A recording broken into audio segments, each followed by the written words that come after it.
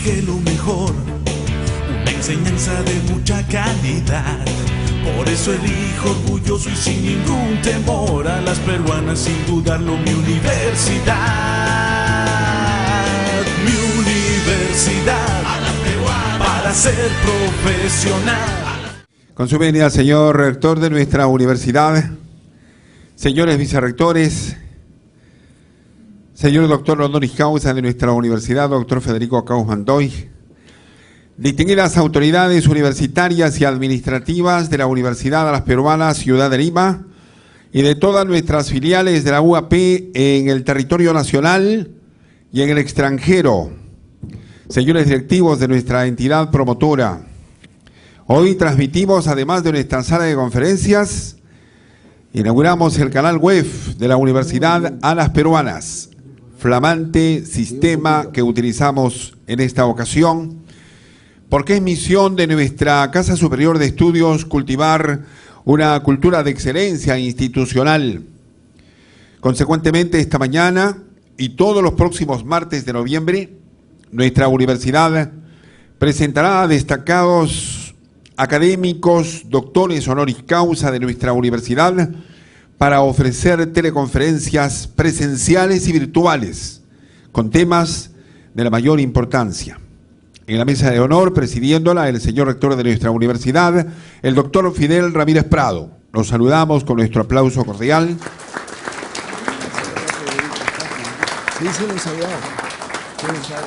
Acompañado del señor asesor del rectorado, organizador de las teleconferencias, el doctor Artidoro Cáceres Velázquez.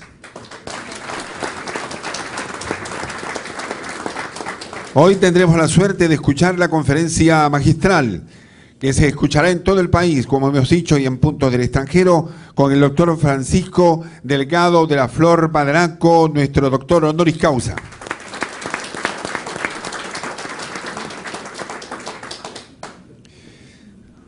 Asistidos por la doctora Nancy, el día de hoy estamos listos para ya contactarnos con el interior del país.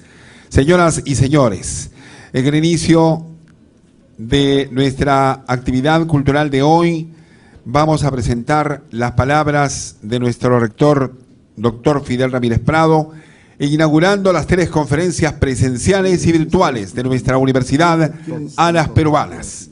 En su momento declarará inaugurada estas transmisiones que realizamos a nivel nacional. Bueno, muy buenos días a todos los presentes y asimismo desde aquí con un fuerte abrazo a todos los que nos están viendo y escuchando a lo largo y ancho de nuestro país y en las sedes del extranjero. El día de hoy iniciamos un ciclo de conferencias que irán dando todas las semanas y en una hora determinada, que ya se ha hecho las coordinaciones, y tenemos la oportunidad de poder concretar algunos temas muy importantes de nuestros doctores honoris causa y de otros científicos invitados. El tema que nos viene preocupando a todos y que tenemos que asimilarlo con mucha propiedad es el aspecto vinculado a la acreditación. Así que sirvan las palabras de inauguración para decirles a todos los que nos están escuchando a lo largo y ancho del país y del extranjero, que en cada uno de sus lugares donde estén trabajando, los estarán visitando los encargados del ente acreditador que el CONEAU, el Consejo Nacional de Evaluación y Acreditación de Universidades, ha de inscribir muy pronto para que tenga la oportunidad de ir a la acreditación con cada uno de los sectores donde venimos trabajando. Debemos indicar también de que ya se les ha hecho conocer a cada uno de las unidades donde vienen trabajando el tema de la autoevaluación, y con ese inicio se tendrá la oportunidad de poder trabajar en este tema tan importante. Y en esa coincidencia feliz de mirar los temas de acreditación, nuestro primer invitado el día de hoy está justamente en temas vinculados a la acreditación universitaria en nuestro país. El ingeniero Francisco Delgado de la Flor Baradaco, como lo conocemos, ha sido rector de nuestra hermana Universidad La Molina en 2 oportunidades, en 4 oportunidades presidente de la Asamblea Nacional de Rectores, y acaba de salir de cumplir importantes servicios a la nación por 5 años del Consejo Nacional de la Magistratura, donde también ha sido su presidente. Y actualmente él está como miembro titular en el Consejo Nacional de Acreditación y Evaluación de Universidades, CONEAU, en representación del CEPLAN, del Centro de Planeamiento Estratégico del Perú, y asimismo acaba de ser nombrado representante para el Perú como presidente de Virtual Educa Perú, para lo que significa la presentación de diferentes universidades e instituciones educativas en estos temas de educación virtual que se hace en Iberoamérica. El 24 y 25 del presente mes estaremos en un evento de educación virtual dirigido por la Universidad de las Peruanas en la Asamblea Nacional de Rectores.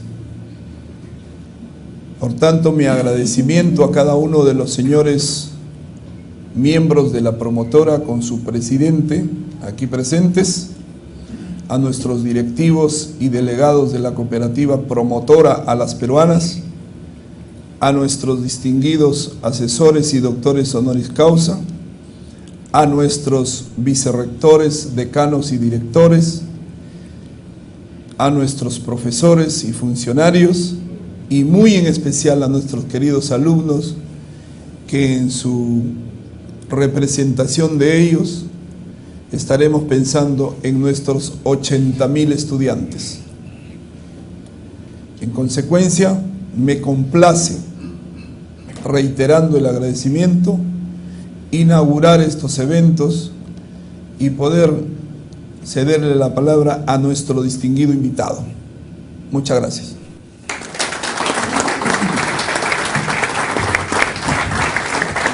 Muy bien. Atención a nuestras filiales en todo el territorio nacional.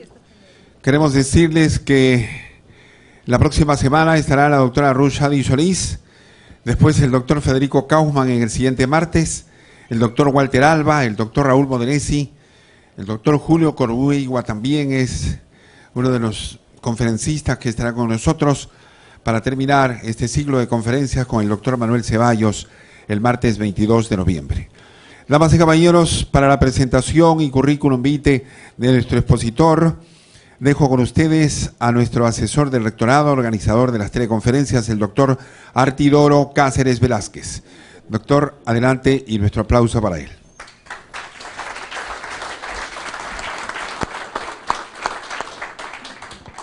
Señor rector, el doctor Francisco Delgado de la Flor es doctor honoris causa de la Universidad de las Peruanas, distinción honorífica otorgada el 30 de noviembre del año 2002 por resolución rectoral número 4470-2007. El expositor de hoy nació en Ica, Perú. Me voy a permitir complementar su currículo anunciado ya por el señor rector, porque en estas ocasiones no toda repetición es una ofensa. El título de ingeniero agrónomo, el grado lo obtuvo en la Universidad Nacional Agraria La Molina. Magíster Cienciae en el Instituto Interamericano de Ciencias Agrícolas Costa Rica y posgrado en Planificación Educativa en México.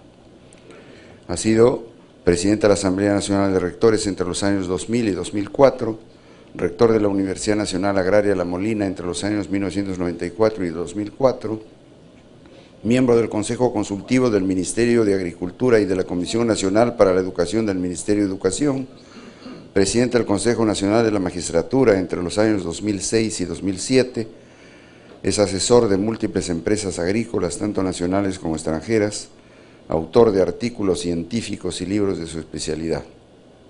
Actualmente, el doctor Francisco Delgado de la Flor es gerente general de la Fundación Avanza Perú. Nuestra gratitud al doctor Delgado de la Flor por su presencia y su participación. Permiso.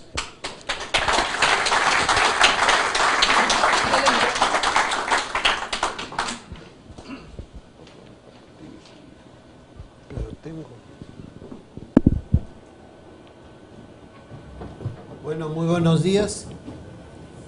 Doctor Fidel Ramírez, rector de la Universidad de las Peruanas, doctor Artidoro Cáceres, asesor del rectorado, doctora Nancy Victorio, señores vicerrectores, señores doctores honoris causa, señores decanos, señores profesores, alumnos y alumnas todos.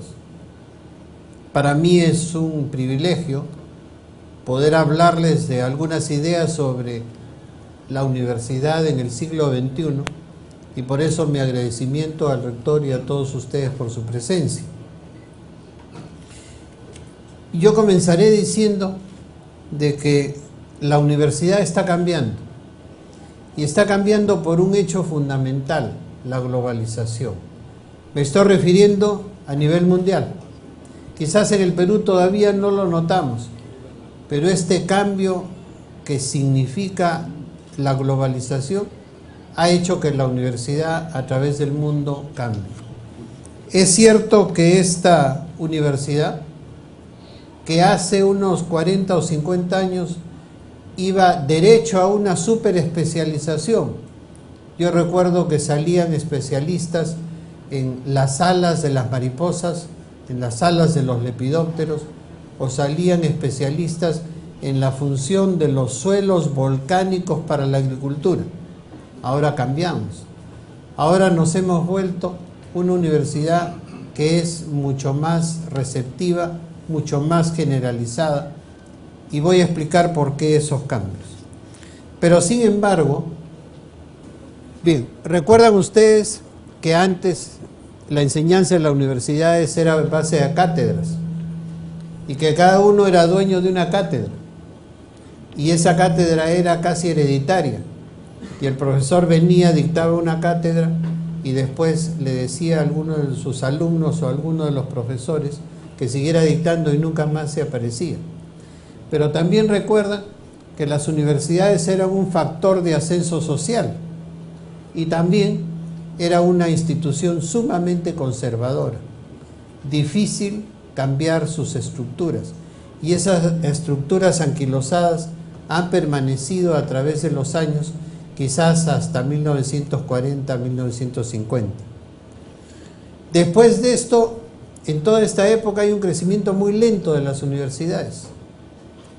La Universidad de San Marcos mantiene su número de ingresantes continuamente, no hay un crecimiento explosivo como sí lo hubo después. La investigación que se realiza es muy poca, es una investigación rudimentaria, quizás jalada por la parte médica, que es la que más investigación hizo, pero por las restantes facultades, que eran muy pocas, la investigación que se realiza es muy poca también. Una institución que siempre ha tenido una falta de recursos, y esa falta de recursos se refleja en que sus estructuras físicas eran antiguas, que había problemas en las construcciones, que no se construía más, que sus currículum de estudios no variaban, era totalmente anquilosada. Y los docentes no tenían ningún compromiso con la universidad. Eran docentes, como le decían antes, que venían a dictar una cátedra y después muchas veces ni se aparecían. Yo recuerdo que en San Marcos había docentes que tenían una oficina y nunca iban a la oficina, y después se quejaban de que estaba sucia, pero la persona que limpiaba decía, pero si no tengo la llave, ¿cómo entrar? ¿Cómo voy a limpiar? Eso era lo que ocurría en la universidad antigua. Ahora, ¿qué pasa? Tenemos una crisis de valores. Se habla mucho de que la universidad es el reflejo de la sociedad, y eso se refleja también en una crisis de valores dentro de la universidad y fuera de ella. Crisis de valores en que quizás porque el docente ganaba tan poco sueldo que tenía que recurrir a otros trabajos y dejaba la universidad de lado. Pero muchas veces esos otros trabajos se convirtieron en el mayor ingreso del docente y la universidad pasó a ser un cachuelo. Ahí hay una crisis de valores. Una crisis de valores que se refleja en la universidad por una lucha por el poder, por una lucha de cómo acomodarse dentro de la universidad. Y las universidades estatales tienen los mayores problemas porque ellas son los que tienen la mayor cantidad de docentes que pueden acceder a los cargos directivos. En cambio, si hablamos de las universidades privadas, el número de docentes principal siempre es bajo y todos tienen cargo, ¿no? Esta universidad ahora sigue conservando metodologías del pasado. La enseñanza es una enseñanza en la que el profesor expone y el alumno copia, o el profesor le da un libro para leer de ese curso y el alumno recibe el libro, tiene el libro, si es que lo llega a tener, y sobre eso estudia. O si no, se recurre a copias y esas copias son las que le permiten al estudiante pasar el curso. Pero muchas veces el curso pasó por el estudiante, pero el estudiante no pasó por el curso. Es una enseñanza que sigue siendo memorista. No hay un análisis en aula, hay un análisis que de repente hace el alumno fuera del aula, pero en grupos muy reducidos. La realidad es que no existe un análisis de los conceptos que se dictan en clases. Hay una despreocupación por desarrollar creatividad. Simplemente por la premura del tiempo, el docente dicta el clase, después se va, muchas veces no tiene ni oficinas dentro de la universidad, y el alumno no tiene cómo desarrollar su creatividad. Y eso provoca una tendencia al facilismo. Apunto clases, apunto las notas, leo el libro, las copias que tiene el docente, y ahí queda mi relación con ese curso en la universidad. No hay una entrega de documentos, no hay una entrega de informes, no hay una discusión de esos informes. Entonces, el docente simplemente se limita a dictar clases y esa es toda su actitud. Hay una nula relación entre universidad y sociedad. Ese es alguno de los cambios que se están produciendo, pero la relación entre la universidad y la sociedad no se da. Quizás se da individualmente en algunos docentes, pero directamente con la universidad esa relación no existe o está muy larvada. Y estas universidades generalmente le han dado más énfasis a las carreras de servicio, como Derecho, Contabilidad, y menos énfasis a las carreras tecnológicas o de salud, por ejemplo, ¿no? Pero es urgente ahora ver estos rubros. Globalización. ¿Hasta qué punto va a desarrollarse la globalización que haga que las viejas estructuras de la universidad cambien? ¿Hasta qué punto la enseñanza se va a convertir en una enseñanza en que el alumno va con su ordenador a clase, el docente recibe los trabajos que le encarga a través de medios electrónicos y el alumno tiene la posibilidad de comparar teorías y axiomas a través de su ordenador? Ese cambio es muy importante que resaltar y por eso es que las instituciones universitarias están generando una serie de ventajas para que el alumno y el docente puedan ingresar a esta etapa de globalización. Muchas veces se piensa que la biblioteca es fundamental. Creo que eso está siendo dejado de lado. Ahora no tanto importa la biblioteca, importa las publicaciones seriadas que debe tener la universidad. Y esas publicaciones seriadas también dejaron de ser físicas en un estante de una biblioteca, de una universidad. Ahora esas publicaciones seriadas están también a través de Internet, ¿no? La identidad nacional es también otro tipo de dato urgente que debemos comprender. ¿Por qué? Porque al avanzar la globalización, las identidades nacionales tienden a perderse. Mientras más globalizado esté el mundo, la identidad propia de cada país, de cada región y de cada persona sufre un deterioro y muchas veces se puede perder. Esa identidad nacional en el Perú, que está reflejada en nuestra comida, en nuestra historia, en nuestros monumentos arqueológicos, está pasando a ser las razones por las cuales la identidad se mantiene. Y por eso está muy bien que se promocione todas estas partes de la identidad nacional para que no la perdamos frente a la globalización. Los valores. En un país donde el nuestro, donde se ha perdido tanto en valores, es necesario recuperar esas fuentes primigenias, ¿no? Ya en una conferencia de ejecutivos, los alumnos decían que una de las cosas que deben tratarse con mayor intensidad es una recuperación de valores, porque en buena cuenta los valores nos dan una forma de comportamiento y eso es importante que las mantengamos. Desarrollar espíritu crítico.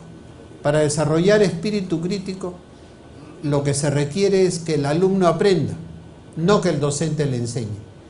Y hay una diferencia entre esto, ¿no? Que el alumno aprenda es que el alumno busque su aprendizaje por sí mismo, con la guía de un profesor, de acuerdo, pero ya no ese profesor que va a ir a la clase, dicta la clase y dice chao y ahí quedamos, ¿no? ¿Eso qué significa? Que el docente universitario tiene que darle un mayor esfuerzo.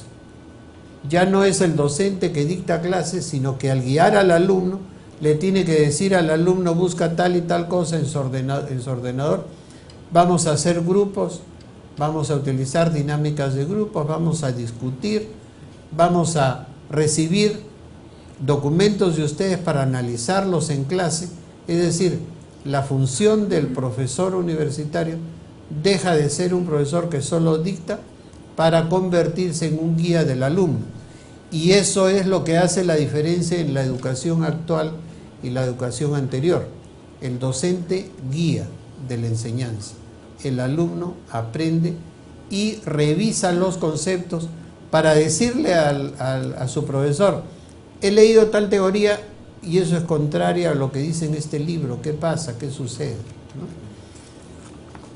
La nueva universidad, por eso, y parafraseando a Federico Mayor de la UNESCO, él indicaba que la educación es la fuerza del futuro.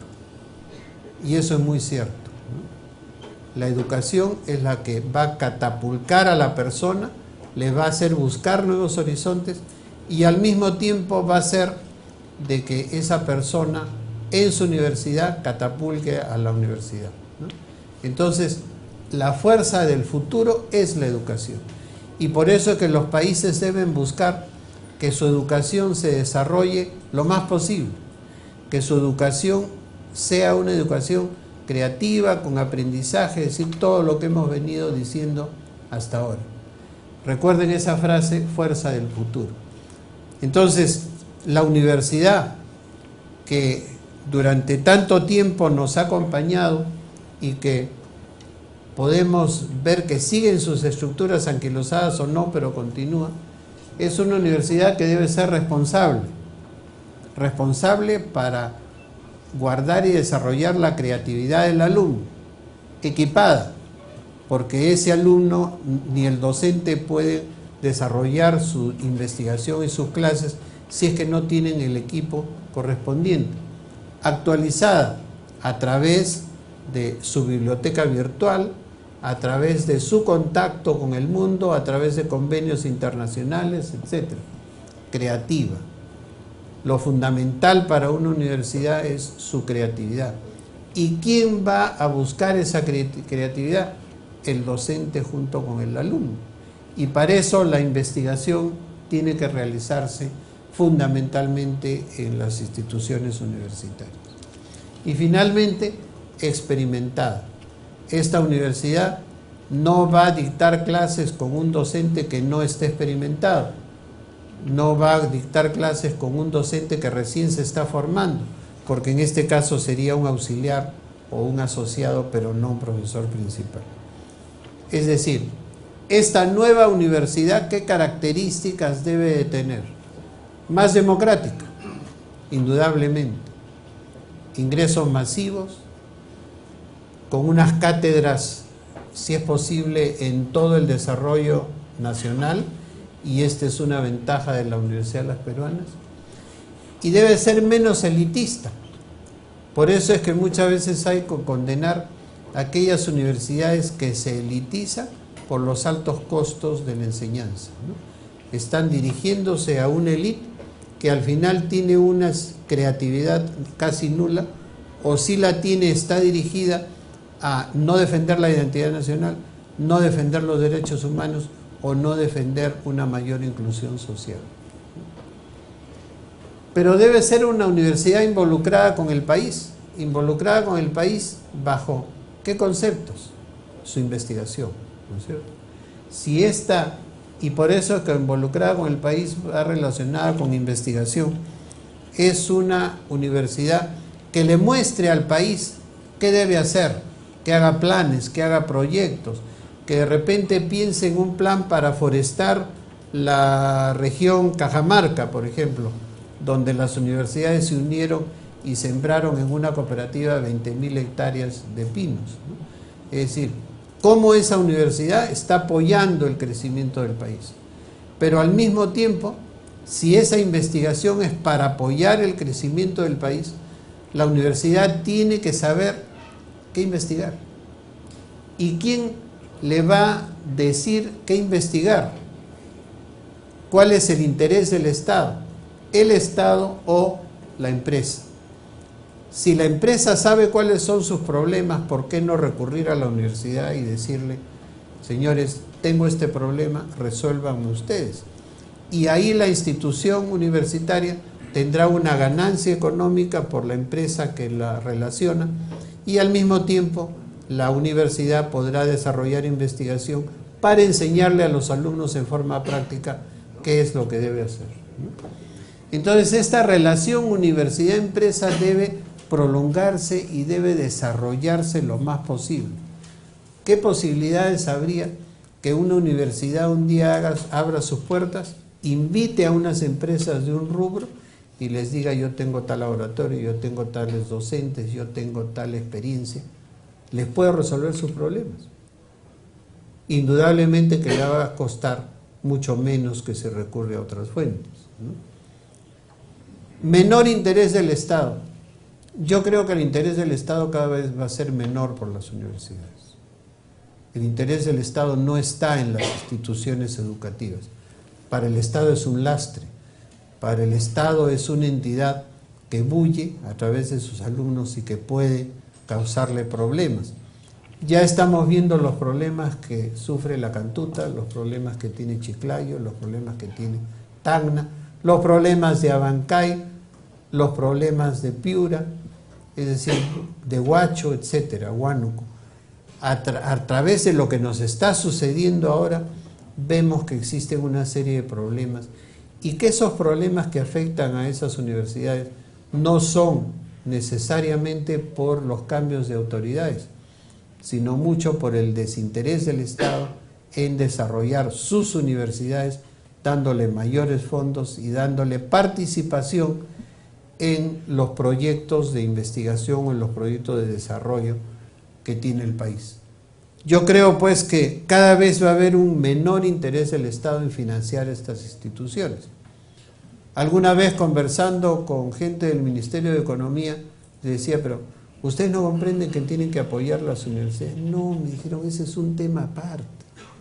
Ese es un tema aparte porque les entregamos fondos y no sabemos a qué se van a dedicar, ¿no? Ahí hay una serie de problemas económicos de manejo, pero los problemas económicos se manejan o se ocurren porque el Estado no fija las reglas claras o el Estado no le da a una universidad para pagar la luz y la luz, el pago tiene que hacerlo por otra partida, ¿no es cierto? Yo creo que esto va a seguir y creo que las universidades deben dejar de lado el seguir pidiéndole al Estado porque no les va a dar. Creo que las universidades, en este caso, esta nueva universidad que les estoy propugnando, debe desarrollar sus propias fuentes de recursos. Y esas fuentes de recursos son a través de proyectos, a través de inversiones, a través de los bancos, a través de instituciones internacionales y convenios exteriores, etc. En este caso estoy hablando de las universidades estatales, pero lo mismo para las universidades particulares. Hay universidades particulares que tienen gran suficiente para financiar su investigación, para financiar determinados proyectos y para crear sus propias empresas con financiamiento particular o del extranjero. Creo que ese es el fin que va a estar ocurriendo en los próximos años. Esa nueva universidad, otra vez, globalización, fundamental, ya lo he dicho, y también de calidad, que es lo que representa la acreditación. Desgraciadamente la acreditación está concebida para hacer un proyecto de determinar la calidad de una institución, pero privado, no obligatorio. Acá en el país es un proceso obligatorio. Y en este proceso obligatorio, las que llevan o las que van a llevar la peor parte son las universidades estatales otra vez. Porque ¿cómo puedo yo garantizar la calidad obligatoriamente de una institución si esa institución no tiene dinero para mejorar su calidad? ¿Cómo puedo yo exigir que una universidad tenga 5 laboratorios de medicina, por ejemplo, si es que esa universidad estatal no tiene los fondos para invertir en esos laboratorios? En la década pasada, cuando se trataba de acreditar a facultades de medicina, lo que ocurría es que por el afán de acreditar la de medicina y dada su importancia, los fondos de la universidad estatal se dedicaban a medicina, pero las otras facultades se quedaban sin nada. Entonces era una presión hacia una sola facultad, olvidándose de que una universidad puede tener 10, 15 o 20 facultades. Esa acreditación entonces, que debería ser voluntaria, se convierte en obligatoria. Y los estándares para esta acreditación pueden señalar temas que no son posibles o que no son necesarios. Por ejemplo, el número de profesores nombrados que puede tener una facultad o una universidad, ¿no? Que en las universidades estatales es mucho. Y por eso es que ustedes ven una lucha por el poder en estas universidades, porque los candidatos siempre son muchos y la universidad no tiene plazas para tantos, ¿no es cierto? En cambio, en una universidad como la Católica, por ejemplo, los profesores nombrados principales son pocos y todos tienen cargo. Entonces no hay lucha por el poder. Como consecuencia, ellos ya saben el próximo rector dentro de 3 años, el próximo dentro de 8 y el próximo dentro de 13 años, ¿no? Eso les da estabilidad, indudablemente, ¿no? Y la otra cosa de esta nueva universidad es la educación a distancia. Creo que este es un proceso que va a seguir, que se va a incrementar, que va a convertirse en la posibilidad de que aquella gente que trabaje pueda desarrollar una carrera. Y la educación a distancia ha sido muy estigmatizada, pero estamos hablando de una educación a distancia de calidad. Y esa calidad en una educación a distancia, ¿cómo se mide? Por la forma en que se toman los exámenes. Si estos exámenes son públicos, pero tienen el debido secreto en cuanto a las preguntas, tienen una calificación que está reconocida internacionalmente, de repente son mejores los procedimientos para acreditar estas carreras, ¿no? Pero creo que el tema de una educación a distancia está dado por el tipo y la forma de exámenes que se tome al final de cada curso. Hay una universidad en Loja, en el Ecuador, que tiene 142 carreras a través de distancia, ¿no es cierto? La principal de ellas es la de medicina, a distancia. Y tienen guías y libros de cada uno de los cursos, guías para el profesor, libros para los alumnos, y funciona perfectamente. Claro que de vez en cuando hacen algunas prácticas, ¿no? Pero medicina, imagínense, con educación a distancia, y los médicos egresados de esta universidad son reconocidos a nivel mundial. Siguiente. Entonces, ¿cuáles son los cambios a nivel mundial que avisoramos en esta nueva universidad? La siguiente. La acreditación obligatoria. Ya en Estados Unidos hay 2 acreditadoras hegemónicas.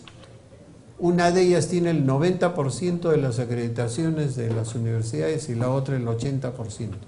Y las universidades de repente quieren 2 acreditaciones por 2 entidades diferentes. Esto ya es normal en Estados Unidos y también en Europa. El alumno decide y arma su currículum. El currículum significa un corsé para el alumno. No puedes pasarse ese currículum. Tiene que llevar tal número de créditos, tienes que llevar este curso, esto otro. No, la tendencia actual es que el alumno arma su currículum. Lógicamente con cursos prerequisitos y con cursos obligatorios para la universidad. Pero el alumno puede decir, oye, yo estoy siguiendo zootecnia, pero me interesa apicultura, llevo apicultura. El alumno puede decir, yo estoy siguiendo agronomía, pero me interesa ver forestales, llevo forestales. Es decir, la tendencia moderna que ya es muy común en Estados Unidos y en Europa es que el alumno va armando su currículum conforme él quiere, siempre y cuando cumpla con los requisitos de cada curso, ¿no? Y eso quiere decir que al final la universidad le va a reconocer ese currículum para darle un título profesional, que puede ser uno u otro, depende del tipo de cursos que llevó, ¿no es cierto? Pero además hay otra característica mundial, es la movilidad estudiantil. En este momento los estudios indican que en Estados Unidos para que un alumno se gradúe recorre por 3 universidades al mismo tiempo. Comienza en una universidad llevando cursos básicos, después sigue en otra universidad y después termina en una tercera universidad donde se gradúa, o se gradúa en otra de repente. Pero esa movilidad que está provocando que el alumno conozca más teorías, que conozca opiniones diferentes de los docentes, que conozcan medios diferentes, que se relacione con gente diferente en su país o en el extranjero. Esa movilidad va armando la personalidad del estudiante. Creo que eso es algo que es incontenible y que va a suceder en el Perú en cualquier momento. Y en este caso, la Universidad de las Peruanas tiene una especial ventaja, porque su movilidad puede darse entre filiales, porque los currículos son los mismos, ¿no es cierto? Entonces hay que aprovechar eso para que el alumno pueda comenzar a estudiar en Lima de repente y el 4º semestre irse a Arequipa, porque los cursos van a ser lo mismo y va a haber convalidaciones. Esa movilidad es muy importante, señor rector, que pueda tomarse en cuenta para los alumnos de esta universidad por las filiales y los currículos iguales que tienen. El hecho de facultades. La facultad es un organismo administrativo. Lo único que debe hacer es manejar currículum. Y ella es la que debe decir, este es el currículum y se cumple en esta forma y matricular a los alumnos. Pero la base ahora a nivel mundial está en el departamento. Porque el departamento agrupa docentes, el departamento califica docentes, el departamento maneja sus laboratorios a través de los docentes, ¿no es cierto? Entonces una estructura departamental donde los docentes puedan unirse y discutir en su especialidad o firmar un acuerdo o trabajar en conjunto con otro departamento, por ejemplo un departamento de química con un departamento de suelos que maneja la química de los suelos, ¿no es cierto? Por ejemplo, un departamento disculpen que hable de la parte agrícola, que es la que más conozco, pero un departamento de fitotecnia donde ven cultivo de arroz, junto con un departamento de enfermedades del arroz que pueden compenetrarse. Pero los especialistas están en los departamentos, los especialistas no están en las facultades. Y por eso es que en Alemania se decidió ya hace varios años que la Universidad de Berlín, que es un monstruo, recuerden, enorme, ¿no es cierto?, solo debería tener 6 facultades. Y la Universidad de Berlín le pidió al Bundestag nos permite 7, le dijeron no, 6 nomás. Entonces el organismo burocrático que es la facultad disminuye, porque es una facultad que va a manejar, por ejemplo, medicina, tecnología médica, obstetricia, enfermería, es decir, todo lo relacionado con el área de salud, biología, etc. Un decano para 6 o 7 escuelas profesionales o 6 o 7 facultades, ¿no? Y eso disminuye también el número de autoridades y convierte o facilita solucionar el problema que tienen las universidades estatales, como la Universidad del Centro, por ejemplo, con 35 facultades. Quiere decir que su consejo, su asamblea universitaria es 35 por 3 más un tercio de alumnos, 125 personas, ¿no? Inmanejable. Y su consejo universitario es de 35 decanos más rector, vicerrectores, escuela de posgrados, llegan a 40 fácilmente. ¿Cómo puede manejarse una universidad gerencialmente en esa forma? Imposible. Esta universidad moderna también debe crear nuevas carreras. Ya en el Perú, ustedes lo ven, cuando hablamos de una carrera de tecnología médica, por ejemplo, que antes no existía, cuando hablamos de una carrera de ingeniero en medio ambiente, cuando hablamos de una carrera de ingeniero pesquero extracción o pesquero piscícola, ¿no es cierto? Entonces, esas carreras nuevas son las que ahora tienen mucho más vigencia. Por ejemplo, en la Universidad Peruana actual, el número de estudiantes que estudia Derecho ha disminuido tremendamente. Y sin embargo, las carreras nuevas de tecnología en medio ambiente, de ingeniero en gestión empresarial, etcétera, están copadas, están llenas, ¿no? Eso creo que es un buen síntoma para este cambio de la Universidad Peruana que queremos. El tiempo de estudios en esta nueva universidad no importa. ¿Por qué 5 años? ¿Por qué 6? ¿Quién dijo que ese era el número de años adecuado? No. El medir una carrera por años no tiene importancia. Yo he tenido compañeros míos que hicieron la carrera en 4 años, cumplieron los créditos en 4 años. Pero en otros países, ¿qué se nota? En Japón, por ejemplo, lo que le interesa a una universidad japonesa es que ese estudiante sepa otro idioma. Y si sabe otro idioma, en lugar de estudiar 4 años o 5 años en la universidad, va a estudiar 4 años.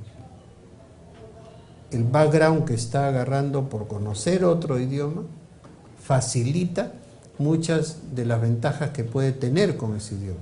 Y por lo tanto, lo que se está haciendo es disminuyo la carrera en años, ¿no?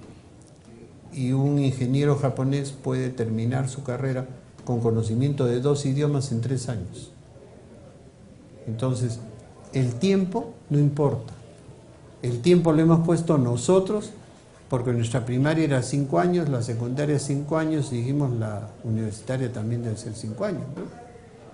Y eso se refleja ¿en qué? En que hay universidades como la Villarreal, por ejemplo, que dice, al año tienes que llevar 50 créditos, porque todavía tienen un régimen anual y no semestral, ¿no es cierto? Y mientras que en otros casos la carrera puede demorarse 6 años, como medicina. ¿Por qué ese corsé, número de años? De repente puede ser más, de repente puede ser menos. Pero lo importante es la sociabilidad que puede conseguir el alumno con el conocimiento de idiomas, con el conocimiento en el área de globalización, etc. Entonces, ese es un campo que va a incrementarse, se está incrementando a nivel mundial y no dudo que en algún momento ocurra también en el país. Ya ocurrió con ESAN, ¿no es cierto? En ESAN uno estudiaba 11 meses y tenía su maestría. ¿Y la ley qué dice? Que la maestría se dan en 4 semestres. Y sin embargo ESAN sustentó, en 11 meses yo estudio 2.200 horas y en 4 semestres una maestría estudia 1.800 horas. Entonces les importaban más las horas que el tiempo y tenían razón. Obligación de posgrado. Yo les decía que una de las tendencias que está ocurriendo en la educación universitaria es que al revés de hace 50 años o 40 años, ya la educación universitaria no tiende a ser tan especializada. Ahora es más generalista, estamos volviendo al pasado. ¿Pero por qué?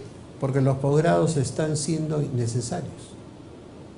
En este momento, el hecho de que alguien tenga una profesión de abogado, por ejemplo, y quiera pertenecer o quiera ingresar a trabajar en el Poder Judicial o en la Fiscalía de la Nación, la exigencia va a ser, ¿y tienes posgrado?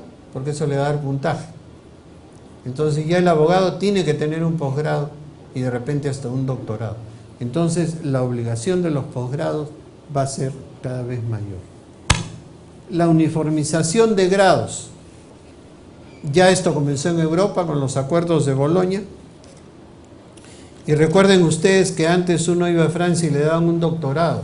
Y ese doctorado equivalía a menos de una maestría de repente en una universidad americana. Ahora ya todo eso se formalizó. El doctorado en primer grado, en segundo grado o en tercer grado de Francia ya está a través de la Comunidad Europea uniformizado en el número de años y cuándo lo deben llevar, ¿no? Entonces esa uniformización de grados también se va a producir en esta universidad moderna. Ahora, ¿qué debemos hacer para mejorar y encontrar nuevas direcciones para encarar el reto que significa una universidad moderna? ¿Qué debemos hacer? No es un recetario, pero acá son algunas ideas. Una integración entre la universidad y la sociedad civil. Que la sociedad civil nos diga qué problemas tengo, cómo me los soluciono. Que la sociedad o la universidad salga y diga a la sociedad civil, oye, necesitas que los estudiantes se hagan prácticas, puedo llevarte alumnos del último año de medicina. Es decir, tanto la universidad como la sociedad civil tienen que acercarse. Pero uno de los problemas que han ocurrido es que la sociedad civil se ha desentendido de la universidad, la ha dejado sola. ¿Y quién ha copado ese hueco que ha dejado la sociedad civil al no recurrir a la universidad? La sociedad mercantil, las ONGs, las sociedades políticas, ¿no? Y muchas veces se trata un problema que podría resolver la universidad, se trata de resolver políticamente a través de la sociedad civil. Bueno, la universidad tiene que retomar o tiene que incrementar su contacto con la sociedad civil, llamarla, decirle en qué te puedo ayudar, dame prácticas para mis alumnos, hagamos proyectos conjuntos. Es decir, eso es fundamental como una meta que tenemos que lograr para que nuestra universidad sea más competitiva. Priorizar investigaciones. Yo hablaba el otro día con el rector y le decía, ¿quién en el Perú investiga alpacas? ¿Quién en el Perú investiga vicuñas? Nadie. ¿No creen que eso es importante? La vicuña, el doctor Penero, hemos conversado bastante, que tiene un 12% de caspa y ese vellón no puede esquilarse. ¿Quién resuelve ese problema? El Estado, que está agobiado por los problemas diarios, que no tiene tiempo para dedicarse a pensar cómo realizar una investigación. La empresa privada, que no le interesa tanto la investigación, sino comprar la fibra. Ahí está la universidad. ¿Qué problemas tiene el frijol que le acaba de aparecer una enfermedad que nadie lo conoce y que hay que investigarla? La universidad. Y fíjense que hace unos 10 años apareció en el Perú una roya amarilla que mató todos los campos sembrados de cebada en el país. Murieron todas las cebadas. ¿Y cuál es el principal alimento del poblador altoandino? Cebada. El 80% de la cebada que se consume en el Perú es una cebada que ha sido, que el poblador altoandino la consume directamente en sopas, en guisos, en morón, en una serie de partes, ¿no? ¿Se imaginan que no hubiera cebada para sembrar porque había sido muerta por la raya amarilla. Felizmente en esa época había una variedad que había sido investigada y que era resistente a la raya amarilla. Y había 5.000 kilos de semilla. Eso sirvió para que esta variedad se sembrara y esa escasez que podía haberse producido no se produjo. ¿Por qué? Investigación. ¿Y cómo se conoce que una universidad es buena o no? Porque realiza investigación. Y un hecho importante que comentaba con el rector es que la Universidad Alas Peruanas está considerada en el 12º lugar en investigación dentro de las 60 universidades privadas que hay. Es un dato importante, pero hay que incrementarlo. Hay que fijar cómo hacer esa investigación, cómo financiarla, cómo buscar financiamiento de fuera para que nuestra universidad sea conocida a través de sus investigaciones y el docente que la hace que ponga profesor de la Universidad de Las Peruanas. Creo que esta investigación, este proceso de desarrollar investigación de la universidad es muy importante tomarlo muy en cuenta. Y más, porque para la acreditación lo que se pide es que los alumnos hagan tesis. Y los proyectos de leyes que se están discutiendo es de que los alumnos se gradúen con tesis, ya no con exámenes, ya no con cursos, sino tesis. ¿Cómo vamos a estar preparados para decirle al alumno: tengo estos 50 proyectos de investigación para que tú los desarrolles? De repente el alumno dice: me interesa esto, ¿y cómo lo financio? Entonces es una tarea para la Universidad Moderna que hay que tenerla muy en cuenta. Educación integral. Ya la educación en la Universidad Moderna dejó de ser una educación a secas. Y yo les cuento un fracaso terrible. En mi universidad, el ingeniero agrónomo salía y iba a un campo y se convertía prácticamente en un capataz de campo. Porque no sabía leyes para hacer una planilla, porque no tenía elementos de administración de personal y de administración de empresa, ¿no es cierto? Y porque tampoco tenía elementos para poder vender. No conocía cómo vender, cómo comprar, esas cosas, ¿no? Y eso determinó que esa profesión se quedara en su nicho en la chacra. Claro que hay excepciones como Fujimori, ¿no? Pero de todas maneras eso hace que la profesión se encapsule en un sitio y no se expanda. Entonces, cuando hablamos de educación integral, tenemos que pensar que ese alumno, de cualquier profesión que sea, debe tener nociones de gestión. Es decir, un agrónomo, un biólogo, un enfermero o un obstetra debe saber de gestión, debe saber cómo administrarse, cómo planificarse, cómo desarrollar su negocio. Y para eso la universidad tiene que darle esas herramientas. Pero también esa persona tiene que tener un conocimiento de cultura básico y también debe tener un conocimiento de idiomas. Entonces, ¿qué quiere decir? Que la educación tiene que ser integradora, pero al mismo tiempo flexible, para que permita que el estudiante se capacite y tenga una profesión realmente integral. ¿Eso cómo lo conseguimos? Aumentando el número de cursos selectivos, de manera de que el estudiante pueda escoger en diferentes cursos para lo que él quiere, lo que él necesita, pero siempre pensando que su educación debe ser integral. La enseñanza a distancia con calidad, ya lo dijimos, para mí una enseñanza a distancia tiene calidad dependiendo de cómo se toman los exámenes.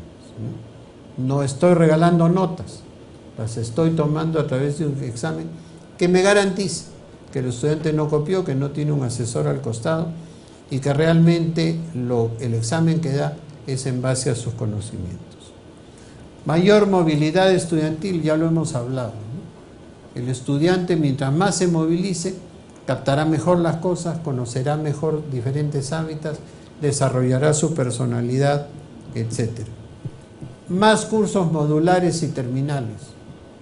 Un científico no tiene tiempo para quedarse en un ciclo de 16 semanas en una universidad, pero sí tendría tiempo para desarrollar el curso de su especialidad durante 15 días, a tiempo completo, o 4 horas diarias, 5 horas diarias. Entonces, esa educación moderna nos permitiría que ese docente sea un docente itinerante, porque va a venir a otro país o a otra universidad en la época en que no tiene cursos en el suyo. Entonces puede dictar su curso corto a través de una educación a distancia, como en este tipo de conferencia, y así agilizar la forma de enseñanza y darle noticias más modernas sobre esa especialidad al alumnado. Y formación en posgrado, cada vez más especializada y mejor, porque eso va a hacer que el docente sea mucho más importante y ejecutivo al dictar las clases. ¿Qué hacer para mejorar el manejo de una universidad? Como ya lo he dicho, fortalecer la investigación es para mí prioritario en ese caso. Menos burocracia, y con esta disminución de facultades de repente tenemos menos burocracia. Más gerencia que planifique, que estructure la institución, que planifique desde la parte física hasta la parte de equipamiento. Yo el otro día, en esta función que tengo en la Villarreal, veía que uno entra a un local y tienes un edificio de 5 pisos, al costado uno de 2 y al costado uno de 1, ¿no? Que no hay patios. No planificaron ese desarrollo de su ciudad universitaria. Y un gerente tiene que comenzar por eso. Más integración dentro de la universidad, integración de docentes, de alumnos, de empleados, ¿no es cierto? Y yo creo que cada universidad, con sus especialidades, puede lograr esta interacción. Por ejemplo, algo muy importante son estas reuniones anuales que hace la Universidad de las Peruanas en Pachacamac, donde se reúnen 15.000, 20.000 alumnos. Ahí se está logrando una integración que significa un cariño por su institución y una defensa de su propia entidad. Más globalización siempre. Que cada alumno pudiera ir a su clase con una laptop sería ideal, ¿no? Si no es así, ¿en qué manera la universidad puede ayudarlo? ¿En qué manera la universidad puede dictar clases muy virtuales para que el alumno las capte o para que tenga un ingreso directo a teorías en otro mundo, en otro país, ¿no? Búsqueda continua de calidad también, ¿no? Y esto a través de la acreditación, que ustedes saben que la acreditación no es una sola etapa, sino es continua, ¿no? Y por lo tanto la calidad tiene que conservarse en forma continua también. Mayor identificación institucional, ¿no? Que es también parte de la integración dentro de la universidad. Pero el alumno y el docente debe entender que el estar en una universidad es para él un privilegio, es una elitización, ¿no? El poder estudiar una carrera universitaria. Y por lo tanto debe identificarse con su universidad a través de una serie de ambientes y una serie de formas que puede manejar la universidad. Mayor certificación docente a través de los posgrados, en que una universidad no permita que docentes que tengan por lo menos maestría enseñen cursos, creo que es bastante importante, ¿no? Está certificando la calidad del docente y por ende la calidad de la universidad. Menos intervención del Estado para universidades estatales, yo creo que es el futuro y es lo que debería lograrse, ¿no? El hecho de que uno recurra al Estado para lograr mayores fondos está comprometiendo a esa universidad con el gobierno de turno, ¿no? La universidad debe poder desarrollar mecanismos para lograr sus ingresos propios y para recurrir a entidades de fuera o dentro del país que le den dinero para poder solventar sus necesidades. Pero no necesariamente siempre el Estado. Entiendo que el Estado tiene una obligación con la institución, pero desde el momento en que esa obligación se convierte en un atarla de manos por ganar, porque le den un poquito más de dinero a través del gobierno de turno, ya está desmereciendo el nivel de la universidad. Y finalmente, aprender, no enseñar. Esa es la universidad que debe funcionar y que avisoro en estos casos. He dejado para el último algo importante. Para mí la universidad la hace el docente. Esa universidad puede no tener alumnos o puede tener muy pocos, pero el docente es el que prestigia a la universidad. El docente es el que escribe un libro y dice fulanito de tal, docente de tal universidad. El docente es el que hace investigación y la publica, con el apoyo de los alumnos ciertamente. El docente es que tiene que enseñar bien. Si es que ese docente no tiene esas características, entonces estamos enseñándole mal al alumno, el alumno chocará cuando desempeñe su profesión y le tendrá una inquina a la universidad en lugar de apoyarlo, ¿no? La siguiente. Bien. Para concluir, yo creo que el Perú no es un problema económico. El Perú, su problema es su ausencia de futuro, su falta de identidad, su falta de gestión y su falta de planificación. Ese es el problema peruano. El problema del Perú no es el dinero. Hemos visto que ahora, con el aumento del precio de los minerales, el Perú tiene dinero. Pero si no tiene una guía al futuro, si no tiene una identidad de lo que quiere y no hay gestión, estamos dilapidando los dineros, como dilapidamos el dinero del guano y como dilapidamos el dinero de la pesca, ¿no? Bien, muchas gracias. Este lema lo recogí de alguna persona que no me acuerdo quién lo dijo, pero parafraseando la canción, tenemos que tener el orgullo de ser peruanos y estoy seguro que seremos felices. Muchas gracias.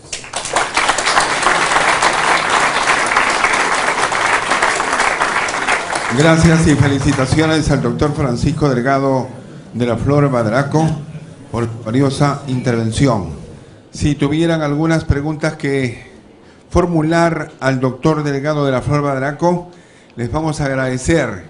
Estamos con nuestra filial en Ica, desde Ica, que conduce el doctor Edgar Núñez Román como vicerrector.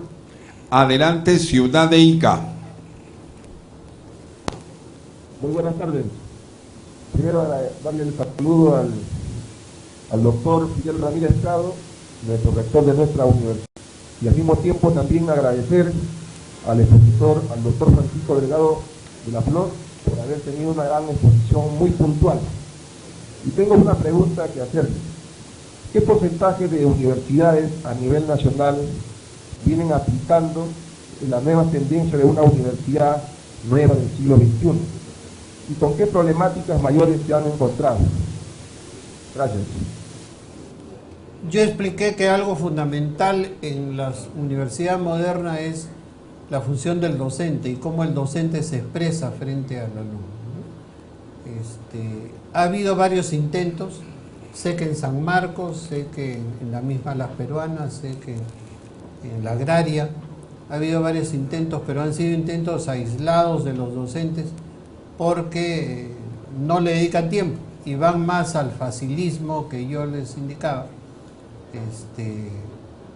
de simplemente dictar la clase e irse, ¿no?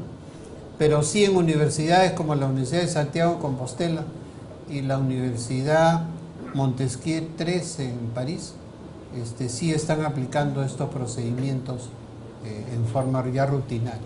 Muy bien. Filial Arequipa. También parece que está lista nuestra filial en Arequipa. Si es así, adelante, Magíster Adilson. Una inquietud para nuestro brillante expositor. ¿Hacia dónde nos dirigimos en el diseño de las estructuras curriculares? ¿Cuál es la megatendencia de la universidad en el siglo XXI en referencia, o reitero, al diseño de las estructuras curriculares? Muy agradecido por la respuesta. Para mí lo que yo dije es que en la estructura curricular la universidad moderna va a una libertad y democracia. Libertad para que el estudiante escoja los cursos que va a llevar, siempre respetando los requisitos, y democracia para que se le dé la libertad y los alicientes necesarios para escoger su propio camino. Esto quiere decir que la universidad tiene que ser más flexible en su currículo, quiere decir que la universidad tiene que aumentar sus cursos selectivos y quizás el poner cursos obligatorios de universidad y obligatorios de facultad para cada carrera bastaría, y dejar a libre albedrío del alumno las especializaciones que quiera.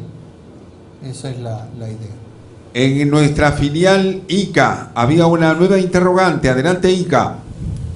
Una vez más, quiero hacerle una pregunta. En una de las diapositivas vemos, somos realistas, en saber que el Estado tiene poco interés en cuanto a la educación universitaria. ¿Por qué la intención del Estado de poder derogar la ley 882 que ha permitido sobre todo la inversión privada en la educación, en donde se han creado más universidades y en las que están asumiendo las responsabilidades de poder sacar adelante a profesionales que apuestan en nuestro país? Hoy en día nosotros como universidad, en caso de la Universidad de las Peruanas, para dar oportunidad a muchos jóvenes que no pueden llegar a la capital para poder transformarse en profesionales, la universidad tuvo que tomar una decisión en poder democratizar, se puede decir así, la educación a nivel nacional, que esto ha permitido que jóvenes que no tenían la oportunidad de estudiar en Lima, tienen hoy en día la oportunidad de ser profesionales a través de nuestras filiales que se encuentran a nivel nacional. ¿Por qué la intención del Estado, aún teniendo conocimientos que las universidades particulares están asumiendo ese rol y queriendo pues, sobre todo derogar esta ley en este caso? ¿Qué apreciación me puede dar al respecto? Mi opinión es que muchas veces nuestros gobernantes toman decisiones políticas, ¿no? Pero yo no encuentro ninguna posibilidad de derogar el decreto legislativo 882.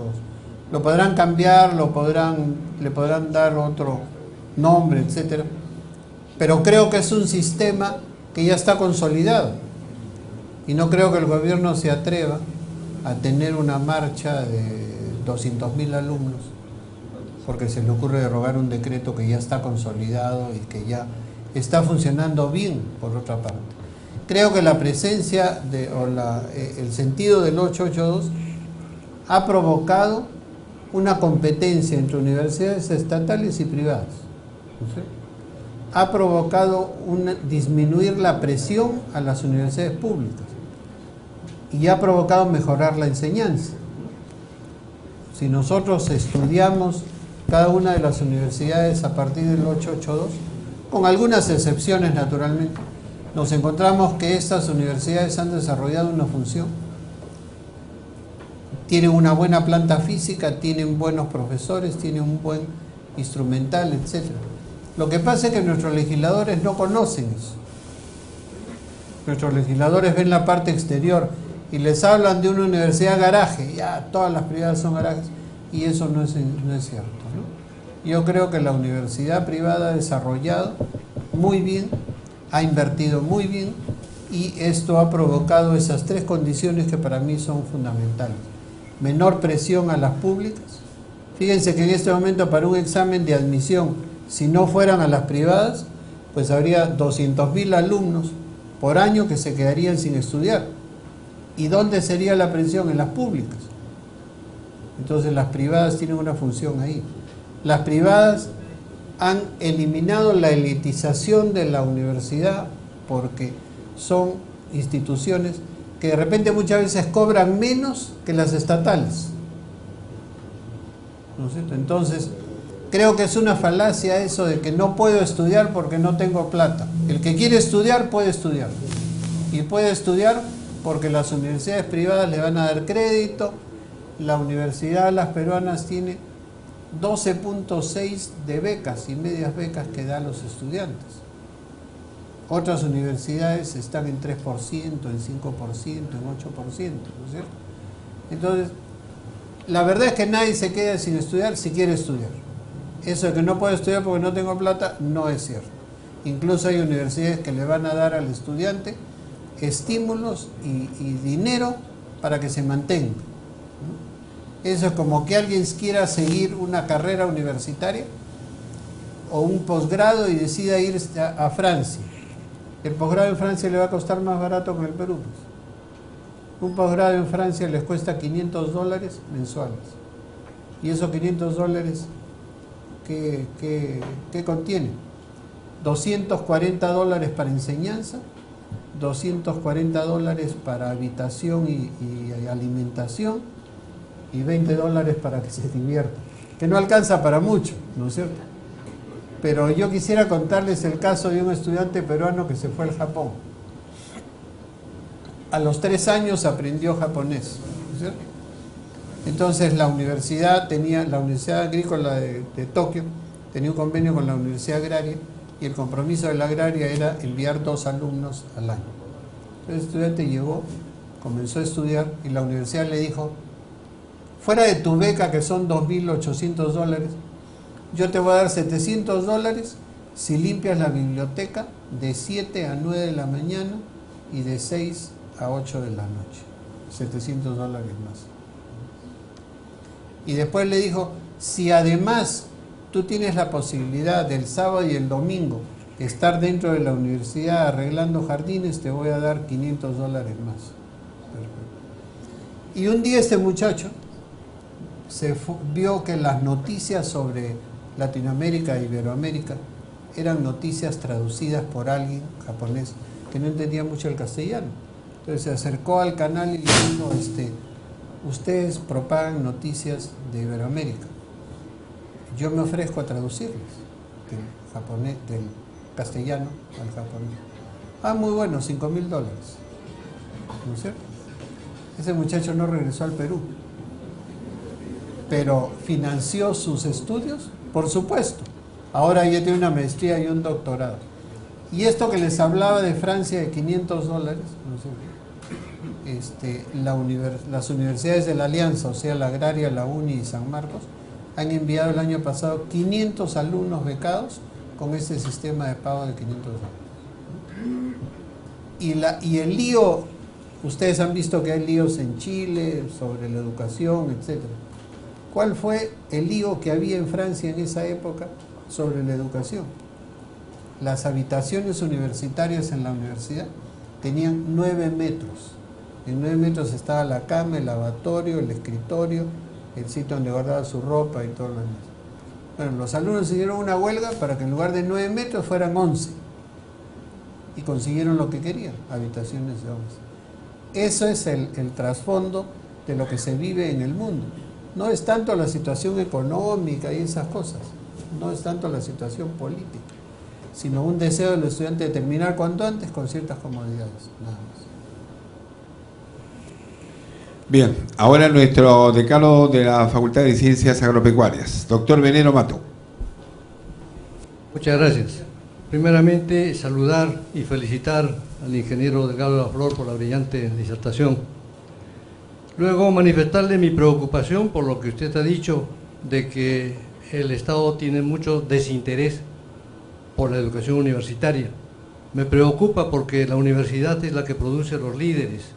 Como usted ha dicho, es la palanca del progreso. Y si de acá no salen los líderes, ¿de dónde van a salir? Luego quería pedir su opinión, porque usted ha dicho que el profesor debe ser guía del alumno. Estoy de acuerdo, pero para eso el profesor necesita cierta tranquilidad. Entonces, mi preocupación y mi pregunta: ¿qué tiempo de clases debe dictar un profesor a tiempo completo para tener tiempo para dedicar a ser guía del alumno, a hacer labores de investigación que tanto nos faltan y otras labores? Usted como docente y su experiencia, quiero su opinión. Muchas gracias. Sobre la primera parte, el desinterés del Estado. Lógicamente, si hablamos con alguien del Estado, va a decir, no, estamos muy interesados, cada año le damos más dinero a la universidad.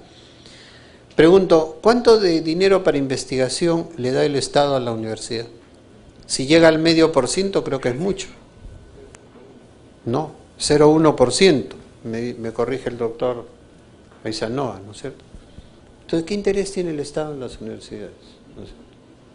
Cuando se incrementa el presupuesto de las universidades, cada universidad tiene que ir a pelearse en el ministerio, por favor, dennos un milloncito más, otro milloncito más, ¿no?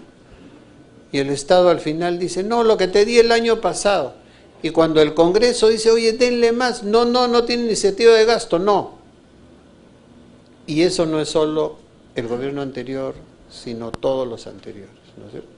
Una vez hablando con Alejandro Toledo me dijo, ¿les he aumentado el sueldo a los docentes? Sí, le digo, ¿cuánto les ha aumentado? 10%, pero 10% sobre 2.000 soles eran 200 soles, ¿no es cierto? Entonces, la práctica y la realidad nos dice que el Estado no tiene interés, ¿no? De repente un nuevo gobierno puede decir, no, yo sí tengo interés, les aumento.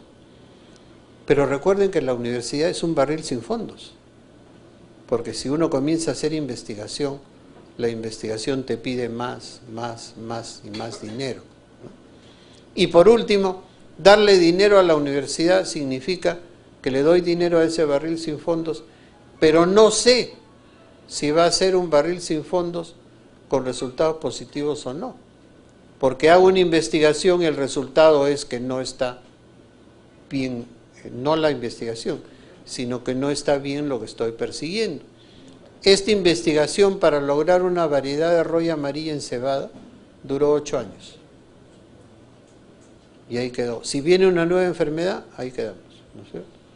Eso por una parte. Por otra parte, su segunda... ¿El tiempo que debería dedicar el docente a... Yo creo que eso depende de la carrera, ¿no? Y el dictado de cursos. Lógicamente, una carrera que utiliza un laboratorio o una carrera de ciencia va a requerir más tiempo que una carrera de humanidades o letras, ¿no es cierto? Es diferente una carrera de saliva y tiza que una carrera que además necesita laboratorios, ¿no? Yo les puedo decir que en San Marcos se les exige al profesor creo que 18 horas semanales de enseñanza. Perdón, en Villarreal 18 horas. En San Marcos es 16, en la agraria es 8, ¿no? Varía de acuerdo a la universidad.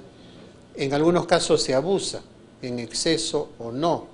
Yo recuerdo el caso de un profesor de la agraria que era decano de una facultad, renunció y se fue a trabajar en Trujillo. Y en la Universidad de Trujillo le dijeron, bueno, 25 horas semanales, ¿no es cierto?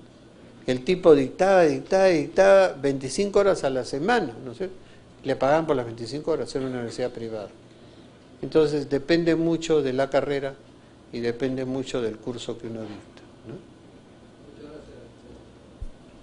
¿no? Agradecemos al doctor Delgado de la Flor Badraco por su brillante exposición. Vamos a culminar esta cita cultural, académica, con las palabras y el reconocimiento de nuestro rector, el doctor Fidel Ramírez Prado.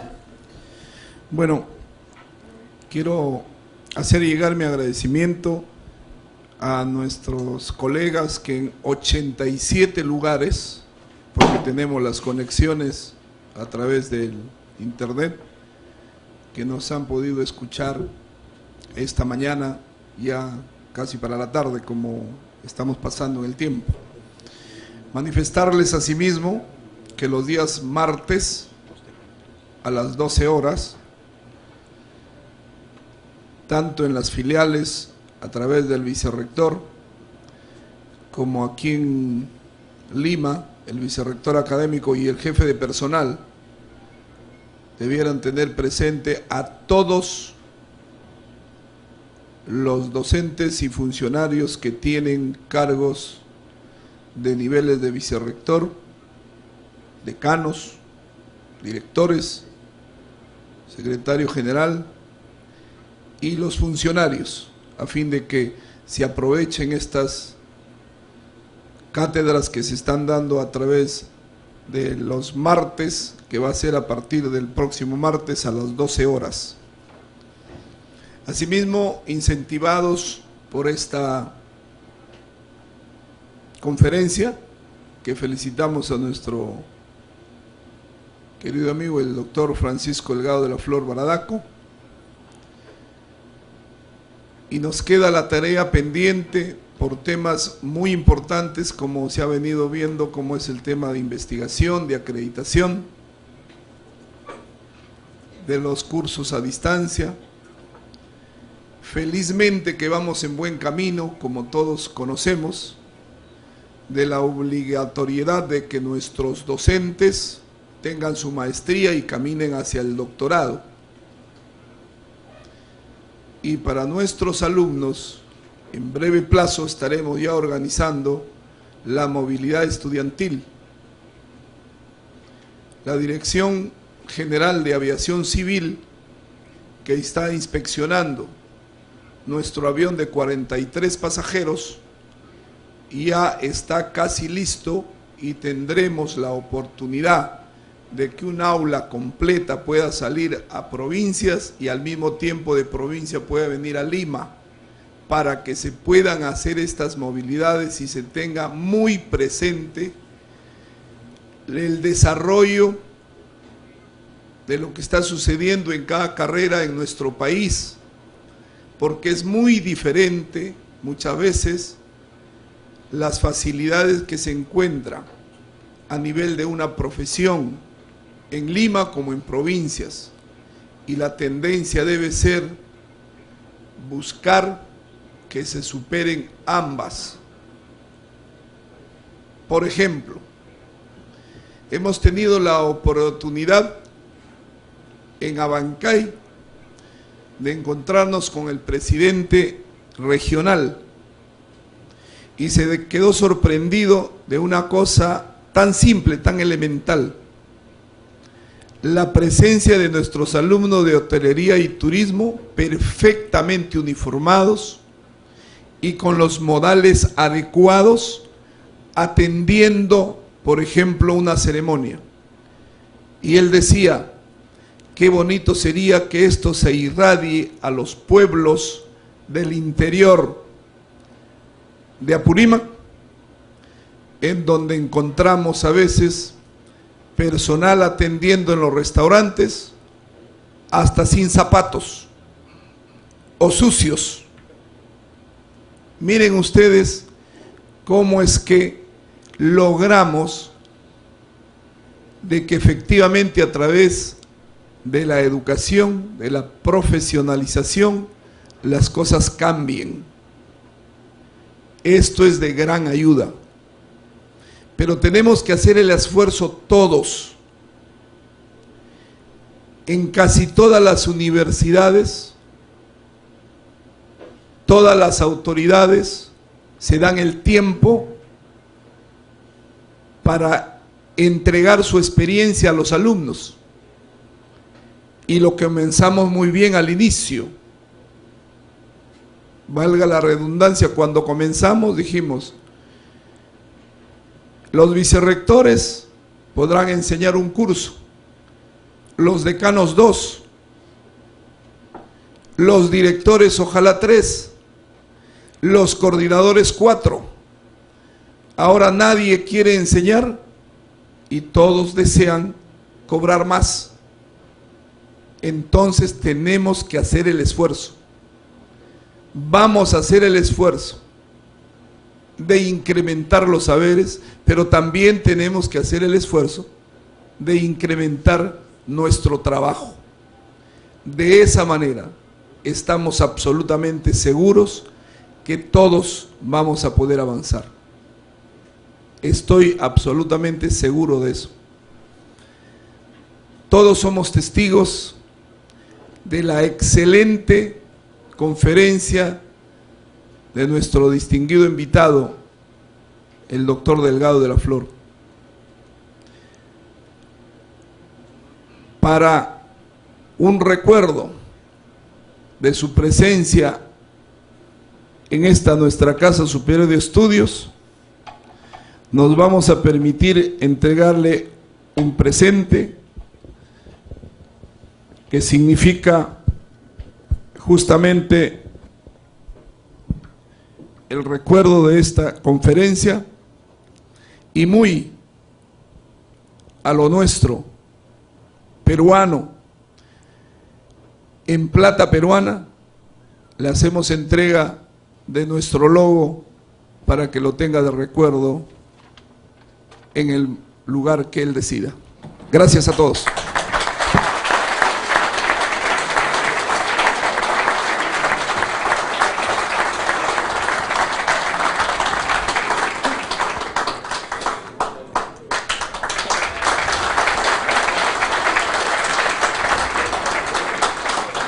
Mi agradecimiento a todos ustedes, hasta el próximo martes a las 12 de la mañana, y especialmente nuestra bienvenida a nuestro distinguido invitado, el científico y arqueólogo Federico Kaumandoy, que recién se ha reincorporado, que estuvo como embajador de Perú en Alemania. Gracias, hasta luego. Que tenemos que asimilarlo con mucha propiedad es el aspecto vinculado a la acreditación. Así que sirvan las palabras de inauguración para decirles a todos los que nos están escuchando a lo largo y ancho del país y del extranjero, que en cada uno de sus lugares donde estén trabajando, los estarán visitando los encargados del ente acreditador, que el CONEAU, el Consejo Nacional de Evaluación y Acreditación de Universidades, ha de inscribir muy pronto para que tenga la oportunidad de ir a la acreditación con cada uno de los sectores donde venimos trabajando. Debemos indicar también de que ya se les ha hecho conocer a cada uno de las unidades donde vienen trabajando el tema de la autoevaluación, y con ese inicio se tendrá la oportunidad de poder trabajar en este tema tan importante. Y en esa coincidencia feliz de mirar los temas de acreditación, nuestro primer invitado el día de hoy está justamente en temas vinculados a la acreditación universitaria en nuestro país. El ingeniero Francisco Delgado de la Flor Baradaco, como lo conocemos, ha sido rector de nuestra hermana Universidad La Molina en 2 oportunidades, en 4 oportunidades presidente de la Asamblea Nacional de Rectores, y acaba de salir de cumplir importantes, reiterando el agradecimiento, inaugurar estos eventos y poder cederle la palabra a nuestro distinguido invitado. Muchas gracias.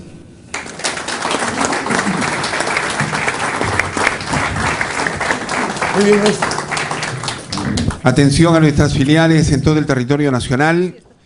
Queremos decirles que la próxima semana estará la doctora Ruth Shadi Solís, después el doctor Federico Kauffman en el siguiente martes, el doctor Walter Alba, el doctor Raúl Modenesi, el doctor Julio Corbuigua también es uno de los conferencistas que estará con nosotros para terminar este ciclo de conferencias con el doctor Manuel Ceballos el martes 22 de noviembre.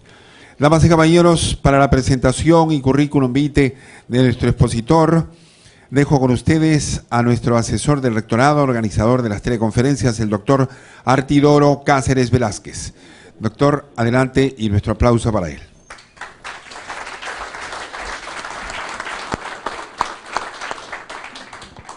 Señor rector, el doctor Francisco Delgado de la Flor es doctor honoris causa de la Universidad de las Peruanas, distinción honorífica otorgada el 30 de noviembre del año 2002 por resolución rectoral número 4470-2007. El expositor de hoy nació en Ica, Perú. Me voy a permitir complementar su currículo anunciado ya por el señor rector, porque en estas ocasiones no toda repetición es una ofensa. el título de ingeniero agrónomo. Servicios a la Nación por 5 años del Consejo Nacional de la Magistratura, donde también ha sido su presidente. Y actualmente él está como miembro titular en el Consejo Nacional de Acreditación y Evaluación de Universidades, CONEAU, en representación del CEPLAN, del Centro de Planeamiento Estratégico del Perú. Y asimismo acaba de ser nombrado representante para el Perú como presidente de Virtual Educa Perú, para lo que significa la presentación de diferentes universidades e instituciones educativas en estos temas de educación virtual que se hace en Iberoamérica. El 24 y 25 del presente mes estaremos en un evento de educación virtual dirigido por la Universidad de las Peruanas en la Asamblea Nacional de Rectores. Por tanto, mi agradecimiento a cada uno de los señores miembros de la promotora con su presidente aquí presentes, a nuestros directivos y delegados de la cooperativa promotora a las peruanas, a nuestros distinguidos asesores y doctores honoris causa, a nuestros vicerrectores, decanos y directores, a nuestros profesores y funcionarios, y muy en especial a nuestros queridos alumnos, que en su representación de ellos estaremos pensando en nuestros 80.000 estudiantes. En consecuencia, me complace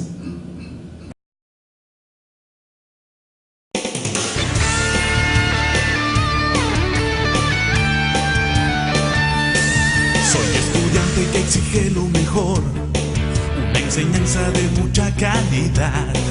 Por eso elijo orgulloso y sin ningún temor a las peruanas, sin dudarlo, mi universidad. Mi universidad, a las peruanas, para ser profesional. Con su venia, señor rector de nuestra universidad, señores vicerrectores, señor doctor honoris causa de nuestra universidad, doctor Federico Akauz Mandoy, distinguidas autoridades universitarias y administrativas de la Universidad de las Peruanas, Ciudad de Lima, y de todas nuestras filiales de la UAP en el territorio nacional y en el extranjero, señores directivos de nuestra entidad promotora. Hoy transmitimos, además de nuestra sala de conferencias, inauguramos el canal web de la Universidad a las Peruanas, flamante sistema que utilizamos en esta ocasión, porque es misión de nuestra Casa Superior de Estudios cultivar una cultura de excelencia institucional. Consecuentemente, esta mañana y todos los próximos martes de noviembre, nuestra universidad presentará a destacados académicos, doctores honoris causa de nuestra universidad, para ofrecer teleconferencias presenciales y virtuales con temas de la mayor importancia. En la mesa de honor, presidiéndola, el señor rector de nuestra universidad, el doctor Fidel Ramírez Prado. Los saludamos con nuestro aplauso cordial.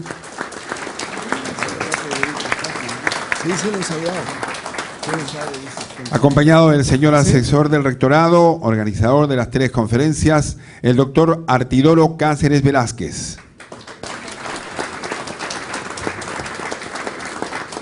Hoy tendremos la suerte de escuchar la conferencia magistral, que se escuchará en todo el país, como hemos dicho, y en puntos del extranjero, con el doctor Francisco Delgado de la Flor Madraco, nuestro doctor honoris causa.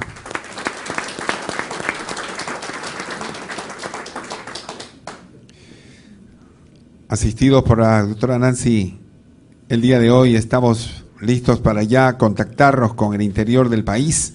Señoras y señores, en el inicio de nuestra actividad cultural de hoy, vamos a presentar las palabras de nuestro rector, doctor Fidel Ramírez Prado, inaugurando las teleconferencias presenciales y virtuales de nuestra universidad a las peruanas. En su momento declarará inaugurada estas transmisiones que realizamos a nivel nacional. Bueno, muy buenos días a todos los presentes y asimismo desde aquí con un fuerte abrazo a todos los que nos están viendo y escuchando a lo largo y ancho de nuestro país y en las sedes del extranjero.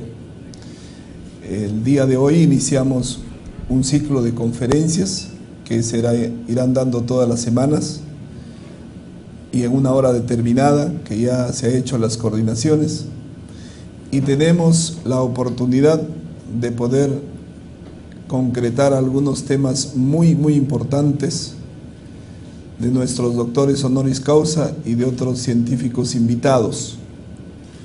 El tema que nos viene preocupando a todos